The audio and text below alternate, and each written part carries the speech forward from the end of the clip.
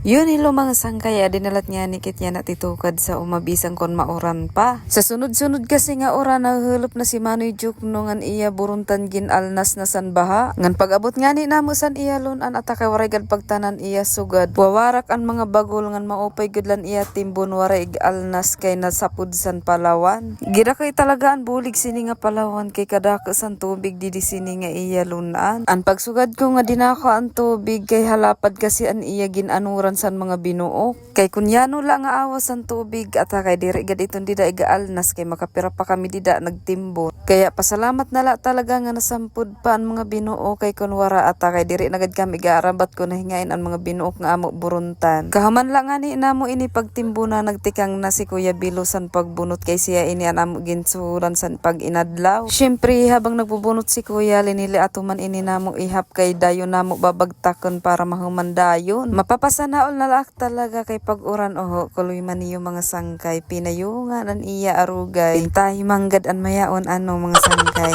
Balitaw mga sangkay habang namamagtakak i-shoutout ko adi nga permi ko nakikita sa akon comment section. Mahilig talaga ini sira mag-comment. Ati Inday Ortazo Torla, Chita Tipasi Servito, Sangkay Evelyn Erin ko vlog. Tapos legal na kamao boxing gym.